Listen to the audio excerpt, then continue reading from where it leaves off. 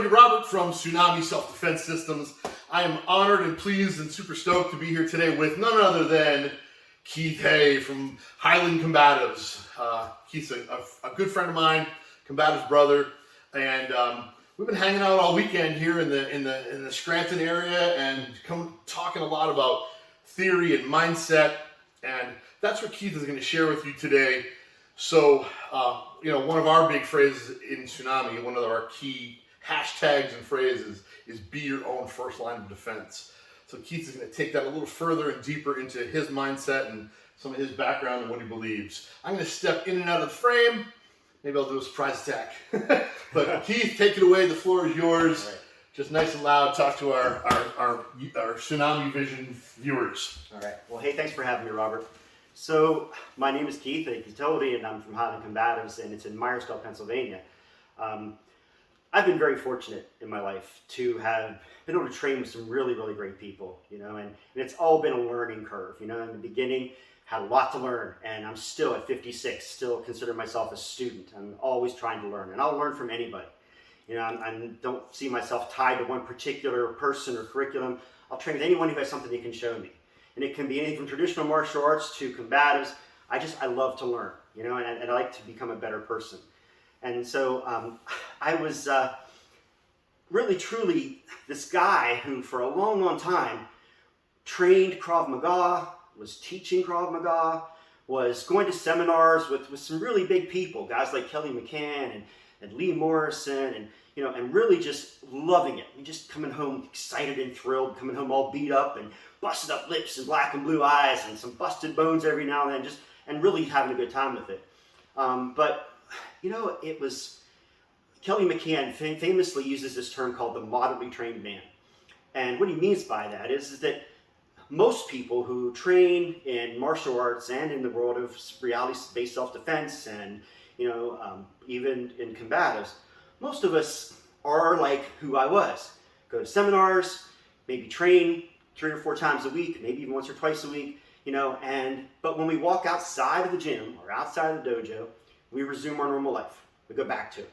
So I've spent 35 years being a counselor with children. So when I walked out of the dojo, I was back to being Keith the guidance counselor, Keith the therapist, and so it wasn't until I started training with some guys who were, did more military-based stuff. And I was training with some guys one day, and we were in this building, and the guys were talking about gun safety, and this guy mentioned that they feel very secure about keeping guns out in the open with their children because they've trained them really well.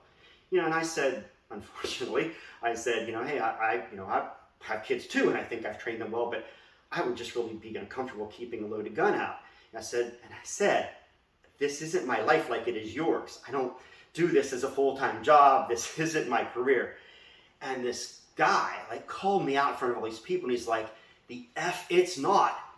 And I was like, whoa, stepped in it there. And this guy's like, you have kids, right? And I said, yes, sir. He said, so you're at the mall, and you're walking through the mall, and some lunatic decides to start shooting the mall up. And your son takes a bullet, and he's laying there bleeding out on the floor.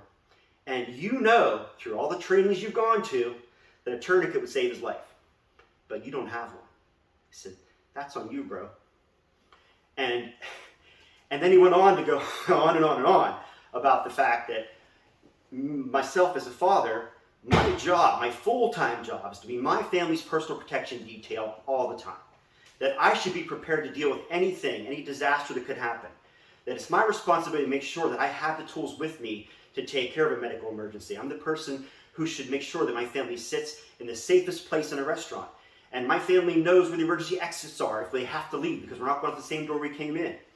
So he went on and on and on about those kinds of things, and it just was the biggest wake-up call for me. And I realized in that moment that I was Kelly's moderately trained man. And I drove home from Chicago in an 18-hour drive, and the entire way home I kept hearing it in my head. That's on you, bro. That's on you, bro. And you know what? I got home, and I decided that moment that my life was going to be different. And one of my instructors that I just respect the most is Lee Morrison from Urban Combatives in England. And just at that same time, he was coming up with this idea of what he calls the Tier 1 civilian. And Tier 1 civilian is really basically that. It is a person who doesn't just study fighting, doesn't study just a particular thing. It's a person who studies all of the things that go into self-protecting, keeping people safe. Not just yourself, but even the people you love. So it's learning some tactical medicine. It's making sure you take a course and know how to put on a tourniquet, know how to pack a wound. It's knowing how to drive really well. It's learning maybe even some bushcraft, maybe even, being prepared for an event of an emergency, having some food put away in case of an emergency. Maybe have a backup generator. It's all those things. And so for me, that has become my life now. And so now combatives is no longer for me just something I do as a hobby or something I like to do. It's now become part of my life. And so I have an everyday carry bag that I have sitting right over here that Robert's watching carry around all weekend. And inside that bag, I have tourniquets, I have chest seals, I have gauze to pack, I have tools, weapons I carry with me to be prepared in case I need to escalate the fight to something else.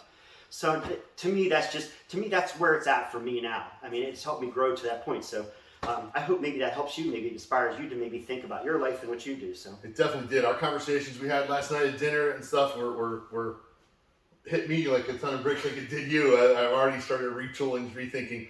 I have a similar bag or Tupperware container of stuff, and I don't carry it with me as much as I should. It's kind of in the car or in the trunk, and I need to rethink about having a bag. Maybe we'll do a second video and you can show some of the stuff in the bag. That'd be great. Man, thank you so much. Absolutely. Keith, Thank you you're for the best, having buddy. me. Thank you. Dude, check out his stuff. People watching, Keith Hay, Highland Combatives. He's got stuff on Facebook a little bit, Instagram a little bit, YouTube. So keep watching. We'll see you soon. Keep following, like, share, click, all the good stuff. Thank you.